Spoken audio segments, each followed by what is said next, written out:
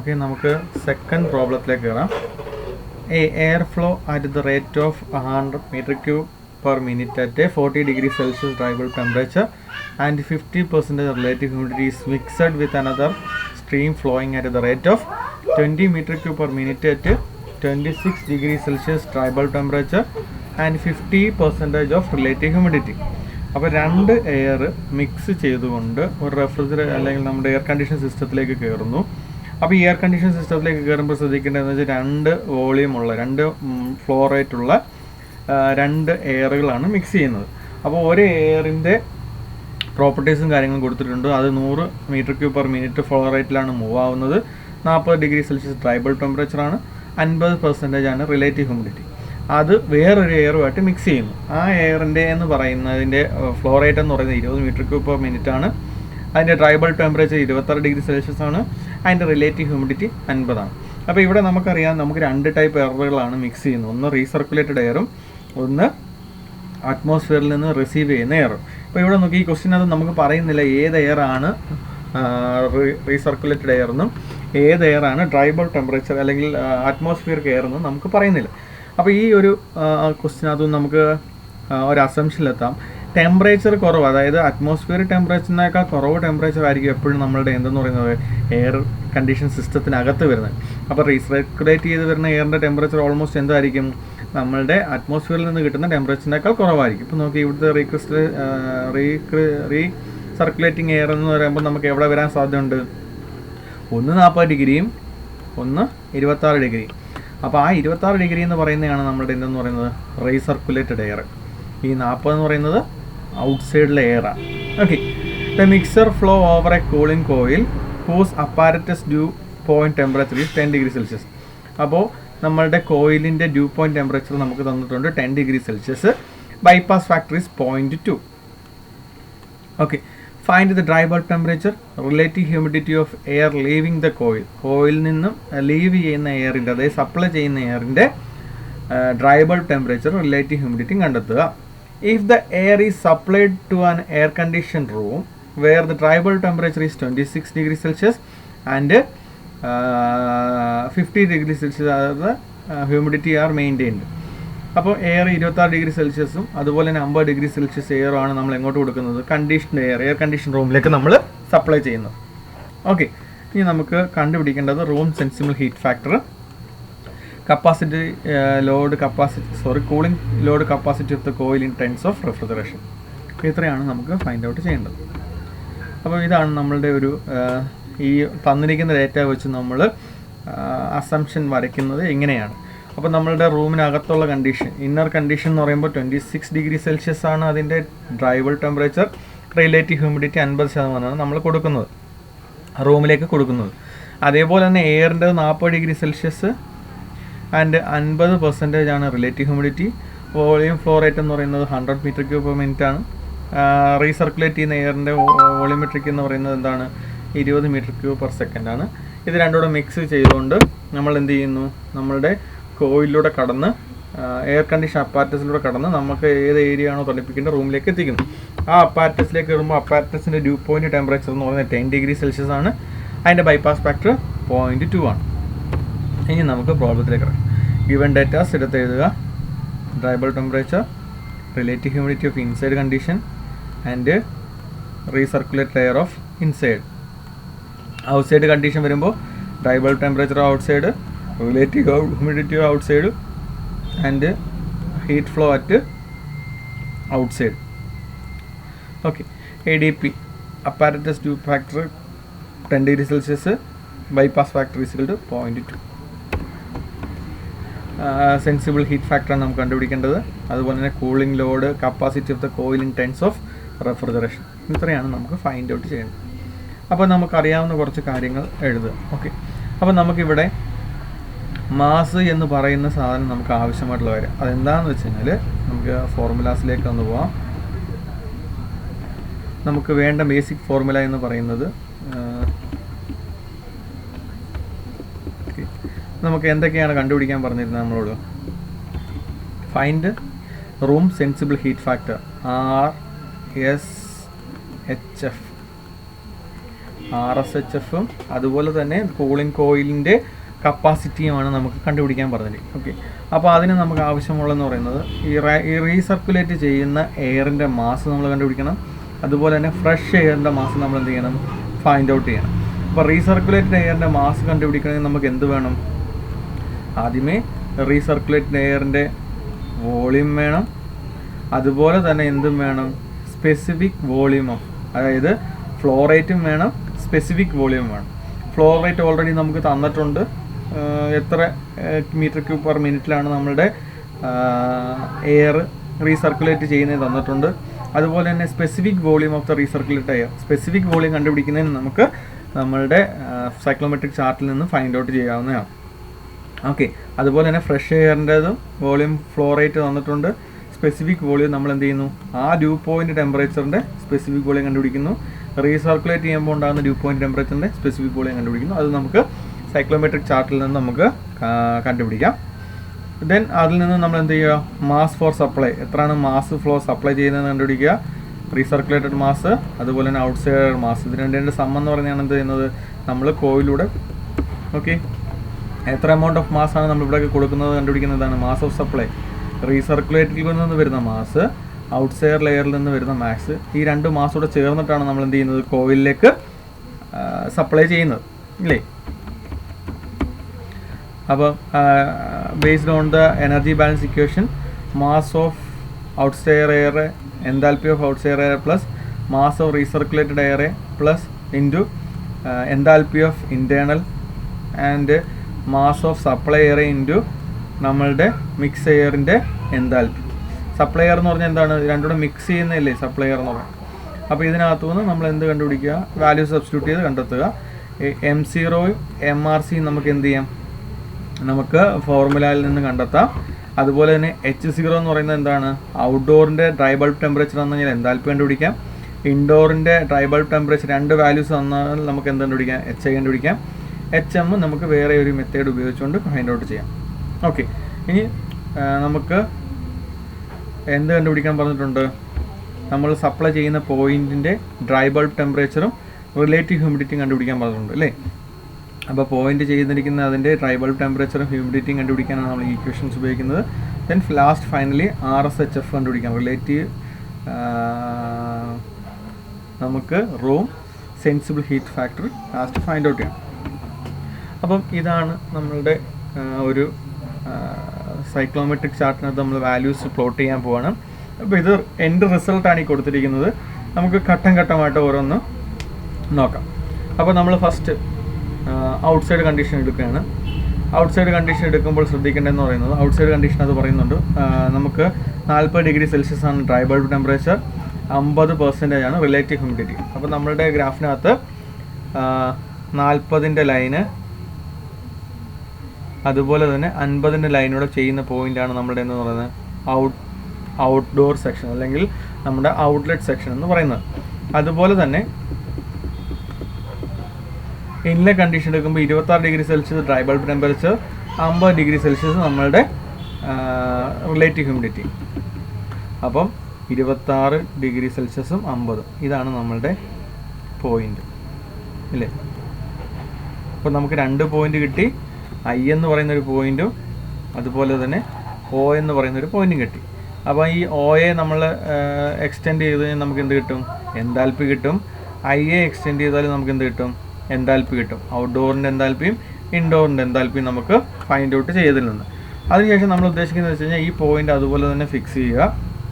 എന്നിട്ട് നമുക്ക് ഈ 2 റിലേറ്റീവ് ഹ്യൂമിഡിറ്റിയും നമുക്കുള്ള ഈ 2 കണ്ടീഷൻ്റെ റിലേറ്റീവ് ഹ്യൂമിഡിറ്റി കോൺസിഡർ ചെയ്യുന്ന ഒരു സിംഗിൾ പോയിന്റിലാണ്. 50 എന്ന് പറയുന്ന പെർസെൻറ്റേജിലാണ് 2 പോയിൻറ്റിൻ്റെയും റിലേറ്റീവ് ഹ്യൂമിഡിറ്റി കടന്നു പോകുന്നത്. അപ്പോൾ നമ്മൾ എന്താ ചെയ്യുന്നത് വെച്ച് കഴിഞ്ഞാൽ IAയും OAയുടെ ആ റിലേറ്റീവ് ഹ്യൂമിഡിറ്റി ലൈനിലൂടെ എന്ത് ചെയ്യുക? കൂട്ടി യോജിപ്പിക്കുക. ഇതോട്ട് വരയ്ക്കുന്നതുകൊണ്ടായിരിക്കും മിസ്റ്റേക്ക് വരുന്നത്. നിങ്ങൾ കൃത്യമായിട്ട് നിങ്ങളുടെ പെൻസിലും സ്പേനും ഉപയോഗിച്ചുകൊണ്ട് വരച്ച് നോക്കുക. അപ്പോൾ നിങ്ങൾക്ക് കൃത്യമായിട്ട് ഫൈൻഡ് ഔട്ട് ചെയ്യാൻ പറ്റും. Okay, almost same. അപ്പം ഐയും ഓയും നമ്മൾ ഫിക്സ് ചെയ്യും. ഓക്കെ, ഇനി നമുക്ക് അറിയേണ്ടതെന്ന് പറയുന്നത്, നമുക്കൊരു മിക്സ് ചെയ്യുന്ന പോയിൻ്റാണ് നമ്മളുടെ സിസ്റ്റത്തിലേക്ക് കയറുന്നതെന്ന് പറയുന്നത്. അപ്പോൾ മിക്സിംഗ് പോയിന്റ് എന്തിനകത്ത് വരുമെന്ന് പറയുന്നത് നമ്മളുടെ ഈ OI എന്ന് പറയുന്ന ലൈനകത്തായിരിക്കും നമ്മളുടെ M എന്ന് പറയുന്ന മിക്സിംഗ് പോയിന്റ് M വരുന്നതെന്ന് പറയുന്നുണ്ട്. അതുപോലെ തന്നെ നമുക്ക് എന്ത് ചെയ്യുന്നുണ്ട്, നമുക്കൊരു ഡ്യൂ പോയിന്റ് ടെമ്പറേച്ചർ എന്നുണ്ട്. അതായത് നമ്മളുടെ apparatus due point temperature ADP എന്ന് പറയുന്ന ഒരു പോയിന്റ് നമുക്ക് തന്നിട്ടുണ്ട്. എത്രയാണ്? 10 ഡിഗ്രി സെൽഷ്യസ് ആണ് തന്നിട്ടുണ്ട്. ഓക്കെ, അപ്പോൾ ഇത്രയാണ് നമുക്ക് തന്നിരിക്കുന്നത്. അതായത് I നമ്മളുടെ apparatus due point temperature point, ഇത്രയും ടേംസ് മാത്രമാണ് നമുക്ക് എന്തിരിക്കുന്നത് ഇപ്പോൾ നമുക്ക് തൽക്കാലം തന്നിരിക്കുന്നത്. ഇനി നമുക്ക് എന്തൊക്കെ കണ്ടുപിടിക്കണം? M കണ്ടുപിടിക്കണം, നമ്മളുടെ മിക്സിംഗ് പോയിന്റ് കണ്ടുപിടിക്കണം, അതുപോലെ തന്നെ നമ്മളുടെ S സപ്ലൈ പോയിന്റ് കണ്ടുപിടിക്കണം. അപ്പോൾ നമ്മൾ Oയും Iയുടെ ഇപ്പോൾ കണക്ട് ചെയ്തിട്ടിരിക്കുകയാണ്. ഓക്കെ, ഇനി നമുക്ക് ഫോർത്ത് പ്രോബ്ലംസിലേക്ക് ഇടാം. ഇത് എൻഡ് റിസൾട്ടാണ്. ആ എൻഡ് റിസൾട്ട് എങ്ങനെയാണ് വന്നതെന്ന് ഞാൻ പിന്നെ കാണിച്ചു തരാം. First of all make indoor and outdoor conditions psychrometric chart. Psychrometric chart നമ്മൾ ഇൻഡോർ ഔട്ട്ഡോർ കണ്ടീഷൻസ് അപ്ലൈ ചെയ്തു. From the psychrometric chart we can find out the enthalpy specific volume corresponding to the indoor and outdoor conditions. നമ്മളുടെ lines ഉപയോഗിച്ചുകൊണ്ട് നമുക്ക് indoor ഔട്ട്ഡോറിലെ enthalpy കണ്ടുപിടിച്ചു. Enthalpy of indoor outdoor, enthalpy of indoor. Enthalpy of outdoor എന്ന് പറഞ്ഞാൽ 99.8 കിട്ടുന്നു. Enthalpy of indoor എന്ന് പറയുന്നത് 53.5 കിട്ടുന്നു. ഓക്കെ, അതിനുശേഷം നമുക്കെന്ന് പറയുന്നത് ഇതുമായിട്ട് ബന്ധപ്പെട്ട് വരുന്ന സ്പെസിഫിക് വോളിയം കണ്ടുപിടിക്കണം. ഞാൻ പറഞ്ഞു സ്പെസിഫിക് വോളിയത്തിൻ്റെ ലൈനെ റെപ്രസെൻറ്റ് ചെയ്യുന്നത് ഇങ്ങനത്തെ സ്ട്രേറ്റ് ലൈനാണ്, ഇൻക്ലൈൻഡ് ആയിട്ടുള്ള സ്ട്രേറ്റ് ലൈനാണ്. ഓക്കെ, ഈ സ്ട്രൈറ്റിലെല്ലാം എന്തിനാണ്? സ്പെസിഫിക് വോളിയത്തെയാണ് റെപ്രസെൻറ്റ് ചെയ്യുന്നത്. ഓക്കെ, അപ്പോൾ നമുക്ക് ഇൻഡോറിൽ ഒരു പോയിന്റ് ഉണ്ട്, ഔട്ട്ഡോറിൽ ഒരു പോയിന്റ് ഉണ്ടെന്ന് ഞാൻ പറഞ്ഞു ഇല്ലേ? അപ്പോൾ നോക്കിയാൽ നമ്മുടെ ഔട്ട്ഡോർ പോയിന്റ് കോൺടാക്ട് ചെയ്യുന്ന പോയിന്റാണ് നമ്മൾ ആദ്യം കൺസിഡർ ചെയ്യേണ്ടത്. അപ്പോൾ നോക്കിയേ, ഫസ്റ്റ് ലൈൻ എന്ന് പറയുന്നത് 9.9 ആണ് നമ്മളുടെ ഈ ഒരു ലൈൻ. അത് കഴിഞ്ഞ് അടുത്ത ലൈൻ വരുന്നത് ഇവിടെയാണ്. അപ്പോൾ ഈ ഒരു ലൈനും അടുത്ത ലൈനും തമ്മിലുള്ള ഗ്യാപ്പ് എന്ന് പറയുന്നത് 0.02 ആണ്. അപ്പം 9.9 പ്ലസ് 0.02. അപ്പോൾ നമ്മളുടെ സ്പെസിഫിക് വോളിയം എന്ന് പറയുന്നത് 0.92, അതായത് ഔട്ട്ഡോറിൻ്റെ സ്പെസിഫിക് വോളിയം എന്ന് പറയുന്നത് 0.92 ആണ്. അപ്പോൾ ഇൻഡോർ കണ്ടീഷൻ എടുക്കുമ്പോൾ നോക്കി, ഇൻഡോറിൻ്റെ പോയിന്റ് വരുന്നതെന്ന് പറഞ്ഞാൽ 0.86 തൊട്ടടുത്ത ലൈനാണ്. ഓക്കെ, അപ്പോൾ ഞാൻ നേരത്തെ പറഞ്ഞു 0.002 ആണ് ഇതിനകത്തൂടെ ആഡ് ചെയ്ത് വരുന്നത്. അതായത് 0.86നും 0.88നും ഇടയ്ക്കുള്ള ഒരു വാല്യൂ ആണ് നമ്മൾ എടുക്കുന്നത്. അപ്പോൾ നമ്മൾ എപ്പോഴും എടുക്കുന്ന പറയുന്നത് തൊട്ടടുത്തതായതുകൊണ്ട് നമ്മൾ എന്ത് ചെയ്യുന്നത് 0.862 എന്ന് പറയുന്ന പോയിന്റ് നമ്മൾ കൺസിഡർ ചെയ്തു. ഓക്കെ, 0.6 വേണമെങ്കിൽ 86 വേണമെങ്കിൽ എടുക്കാം. പക്ഷേ നമുക്ക് എക്സാക്ട് ലൈനിലല്ല നമ്മുടെ പോയിന്റ് വന്നത്, തൊട്ടപ്പുറത്ത് മാറി. അതുകൊണ്ടാണ് നമ്മൾ എന്ത് ചെയ്യുന്നത് ഒരു 0.002 എന്ന് പറഞ്ഞൊരു എക്സ്ട്രാ ആയിട്ടൊരു പോയിന്റ് എടുത്തേക്കും. ഓക്കെ, അപ്പോൾ നമുക്ക് ഔട്ട് പോയിന്റ്, അതായത് ഔട്ടർ കണ്ടീഷനെ അപേക്ഷിച്ചുള്ള സ്പെസിഫിക് വോളിയവും അതുപോലെ തന്നെ ഇൻഡോർ കണ്ടീഷനുള്ള സ്പെസിഫിക് വോളിയം നമ്മൾ ഫൈൻഡ് ഔട്ട് ചെയ്തു. ഔട്ട്ഡോർ കണ്ടീഷനിലെ എൻതാൽപ്പി എൻതാൽപ്പി 99.8, അതിൻ്റെ സ്പെസിഫിക് വോളിയം എന്ന് വെച്ചാൽ 0.92 നമ്മൾ കണ്ടു. അത് indoor condition enthalpy 53.5, relative humidity അതായത് ഇൻഡോർ കണ്ടീഷനകത്തുണ്ടാകുന്ന specific volume 0.862 metre cube per kilogram of dry air. ഇത്രയും മനസ്സിലായെന്ന് വിചാരിക്കും. ഇനി നമ്മൾ വാല്യൂസ് സബ്സ്റ്റിറ്റ്യൂട്ട് ചെയ്യാണ്. Mass of the air supplied, എത്ര മാസാണ് നമ്മൾ ഔട്ട്ഡോർ മാസ് എത്രയാണ് കൊടുക്കുന്നു? M0 = V0 / μ0. μ0 എന്ന് പറഞ്ഞാൽ സ്പെസിഫിക് വോളിയമാണ്. അപ്പോൾ 100 ഡിവൈഡഡ് ബൈ 0.92. ഓക്കെ, നമുക്ക് എത്ര കിട്ടി? 108.7 എന്ന് പറയുന്നതാണ് എയർ, ഫ്രഷ് എയർ നമ്മൾ സപ്ലൈ ചെയ്യുന്നത്. ഇനി റീസർക്കുലേറ്റ് ചെയ്യുന്ന എയറിൻ്റെ മാസാണ് നമുക്ക് കണ്ടുപിടിക്കേണ്ടത്. അപ്പോൾ recirculated volume divide by specific volume of the recirculated of. അപ്പോൾ റീസർക്കുലേറ്റ് ചെയ്യുന്ന എവിടെയാണ്? നമ്മളുടെ ഇൻഡോറിനകത്താണ്.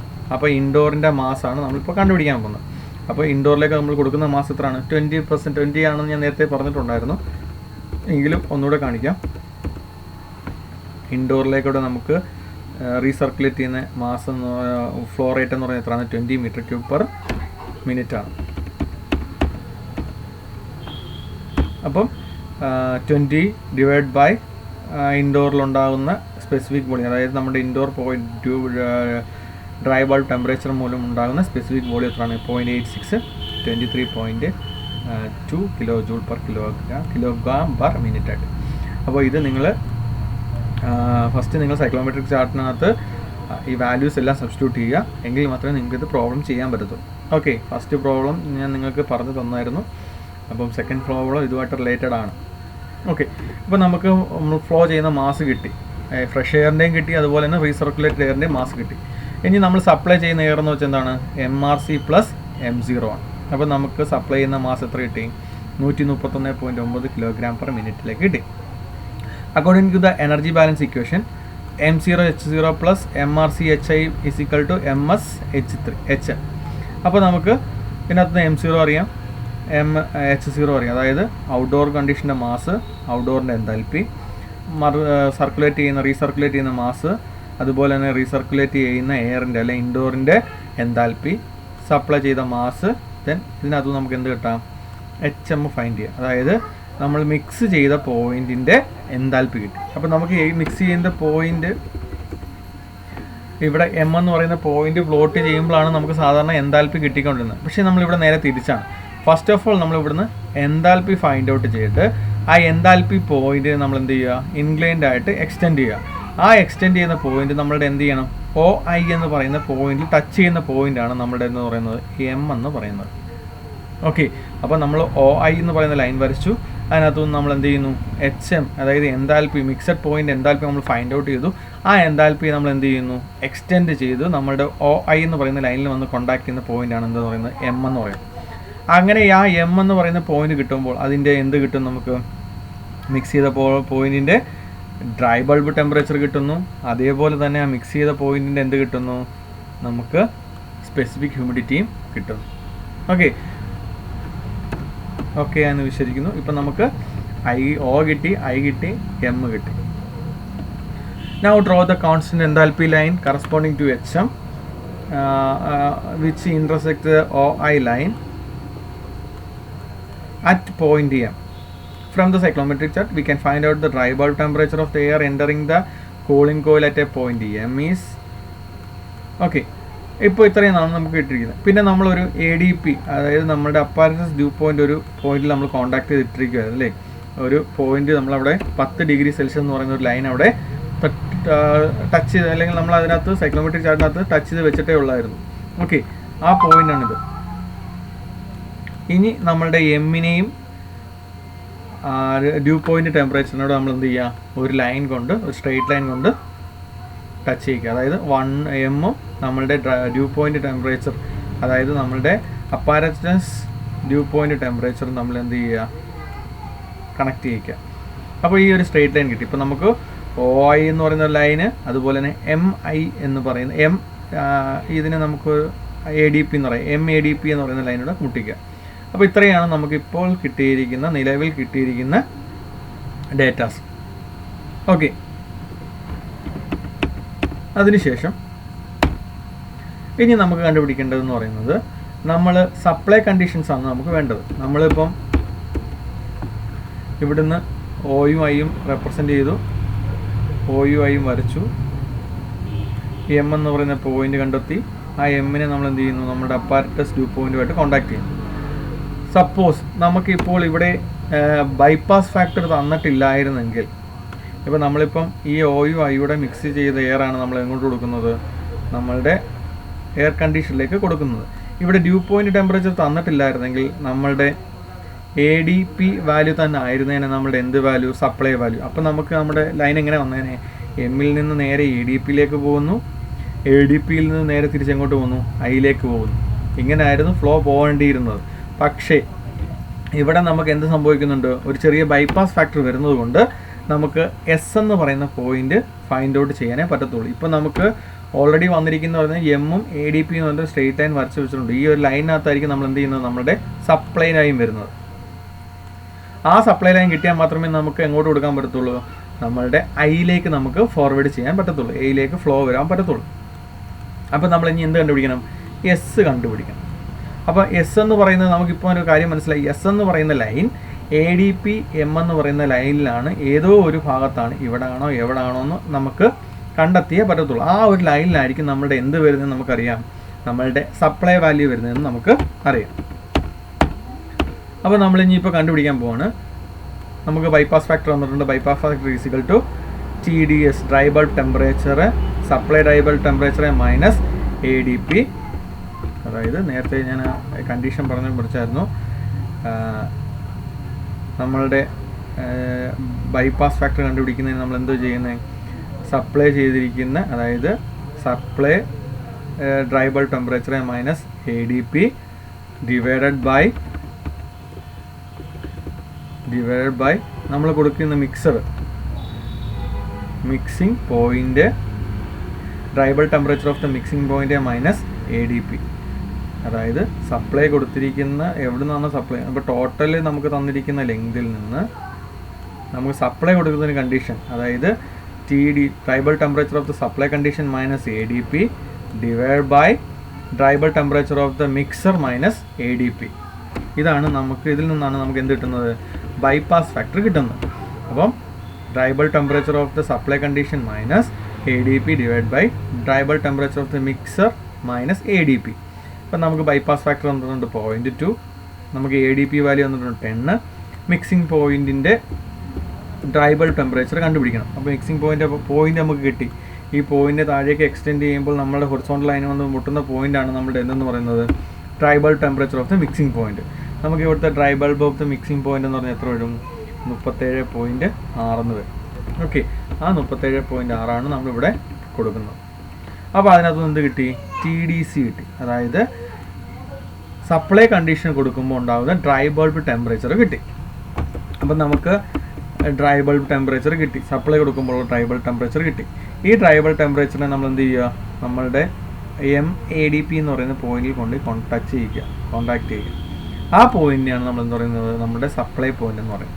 ഇവിടെ ബൈപ്പാസ് ഫാക്ടർ തന്നില്ലായിരുന്നെങ്കിൽ നമ്മുടെ സപ്ലൈ പോയിന്റ് എന്ന് പറഞ്ഞാൽ ഇവിടെ വന്നേനെ, നമ്മുടെ ADPയോട് ചേർന്ന് വന്നേനെ. പക്ഷേ ഇവിടെ ബൈപ്പാസ് ഫാക്ടർ തന്നുകൊണ്ട് അതല്ലാതെ അതിനോട് മാറി നിൽക്കുന്ന ഒരു വാല്യൂവിലായിരിക്കും നമുക്ക് സപ്ലൈ പോയിന്റ് വരുന്നത്. അപ്പോൾ നമ്മുടെ സപ്ലൈ പോയിന്റ് വന്നു. ഈ സപ്ലൈ പോയിന്റ് കിട്ടിക്കഴിഞ്ഞാൽ നമുക്ക് ഇവിടെ നിന്ന് എന്ത് കണ്ടുപിടിക്കാം, ഇതിൻ്റെ റിലേറ്റീവ് ഹ്യൂമിഡിറ്റി കണ്ടുപിടിക്കാം, അല്ലെങ്കിൽ സ്പെസിഫിക് ഹ്യൂമിഡിറ്റി കണ്ടുപിടിക്കാം, അതിൻ്റെ എൻതാൽപ്പിയും കണ്ടുപിടിക്കാം, ഇല്ലേ?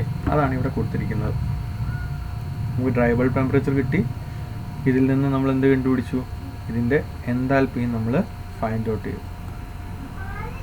എൻതാൽപ്പി കിട്ടി. ഓക്കെ, അപ്പോൾ സപ്ലൈ കണ്ടീഷൻ്റെ എൻതാൽപ്പിയും സ്പെസിഫിക് ഹ്യൂമിഡിറ്റിയും ചോദിച്ചിട്ടുണ്ടായിരുന്നു, അത് നമുക്ക് ഫൈൻഡ് ഔട്ട് ചെയ്തു. ഓക്കെ, ഇനി നമുക്ക് നമ്മളുടെ ഇക്വേഷനിലേക്ക് പോവാം. റൂം സെൻസിബിൾ ഹീറ്റ് ഫാക്ടർ ഞാൻ നേരത്തെ നമ്മൾ പ്രോബ്ലത്തിൽ ചെയ്തിട്ടുണ്ടായിരുന്നു, അല്ലെങ്കിൽ അതിൻ്റെ ഡെഫിനിഷൻ സമയത്ത് തന്നിട്ടുണ്ടായിരുന്നു. HA minus HS divide by HI minus HS, ഇല്ലേ? അതായത് സപ്ലൈ കണ്ടീഷനിൽ എൻതാൽപ്പി, ഇൻഡോർ കണ്ടീഷനിൽ എൻതാൽപ്പി, നമ്മളൊരു പോയിന്റ് കൺസിഡർ ചെയ്യുന്നുണ്ട്, ആ പോയിന്റിൻ്റെ എൻതാൽപ്പി. നമുക്ക് ആ പോയിന്റ് എങ്ങനെ ഫൈൻഡ് ഔട്ട് ചെയ്യാം? ഇപ്പം നമുക്ക് കിട്ടിയിരിക്കുന്നത് പറയുന്നത് S എന്ന് പറയുന്ന പോയിന്റും A എന്ന് പറയുന്ന പോയിന്റും നമ്മൾ എന്ത് ചെയ്യുക, കോണ്ടാക്ട് ചെയ്യുക. അപ്പോൾ SAയുടെ കോണ്ടാക്ട് ചെയ്യുമ്പോൾ ഒരു ഇൻഗ്രൈൻഡ് ലൈനിലായിരിക്കും നമുക്ക് കിട്ടുന്നത്. ഇതിനെ നമ്മൾ എന്ത് ചെയ്യുക, താഴേക്കൊരു ഹൊറിസോണ്ടൽ ലൈന്, ഒരു വെർട്ടിക്കൽ ലൈൻ. അപ്പോൾ ഇത് രണ്ടോട് ടച്ച് ചെയ്യുന്ന ഒരു പോയിന്റ് നമ്മൾ എന്ത് ചെയ്യുന്നു, A എന്ന് പറയുന്ന ഒരു പോയിന്റ് കിട്ടും. ഈ പോയിന്റിനെ നമ്മൾ എന്ത് ചെയ്യുക, ആ പോയിന്റിൽ നിന്നുള്ള എൻതാൽപ്പി കണ്ടുപിടിക്കുക. ആ എൻതാൽപ്പിയാണെന്ന് പറയുന്നത് HA എന്ന് പറയുന്നത്. അപ്പോൾ ആ HAയുടെ വാല്യൂ കിട്ടിക്കഴിഞ്ഞാൽ നമുക്ക് എന്ത് കിട്ടാം, നമുക്ക് room sensible heat factor find out ചെയ്യാം. Okay, room sensible heat factor 0.913 എന്ന് ഫൈൻഡ് ഔട്ട് ചെയ്തു. അടുത്തത് cooling load capacity of the കോയിലിൻ്റെ കോയിലിൻ്റെ കപ്പാസിറ്റി കണ്ടെത്തുക. കൂളിംഗ് കോയിലിൻ്റെ കപ്പാസിറ്റി എന്ന് പറയുമ്പോൾ നമുക്കറിയാം, കോയിലിൽ നിന്ന് ഇറങ്ങി പുറത്തേക്ക് പോകുന്നു, അതായത് മിക്സിംഗ് എയർ നമ്മൾ എവിടോട്ട് കൊടുക്കുന്നു, സപ്ലൈ ചെയ്ത് നമ്മൾ എവിടെ കൊടുക്കുന്നു, കണ്ടീഷണർ റൂമിലേക്ക് കൊടുക്കുന്നു. അപ്പോൾ കൂളിംഗ് കോയിലിൻ്റെ കപ്പാസിറ്റി എന്ന് പറഞ്ഞാൽ എന്താണ്, എത്ര എയർ ആണോ ആദ്യമേ എത്ര എയർ ആണോ കയറുന്നത്, ആ എത്ര എയർ ആണ് എന്ത് ചെയ്യുന്നത്, സപ്ലൈ ചെയ്യുന്നത്. മിക്സ് ചെയ്തിട്ട് നമ്മൾ കൂളിംഗ് കോയിലിലേക്ക് കൊടുക്കുന്നു, അതുപോലെ തന്നെ കൂളിംഗ് കോയിലിൽ നിന്ന് പുറത്തേക്ക് ഇറങ്ങും. അതാണ് നമ്മുടെ എന്ന് പറയുന്നത് കൂളിംഗ് കോയിലിൻ്റെ കപ്പാസിറ്റി എന്ന് പറയുന്നത്. അപ്പോൾ ΔP ആണ് ΔH ആണ് നമ്മളുടെ കൂളിംഗ് കോയിലിൻ്റെ കപ്പാസിറ്റി.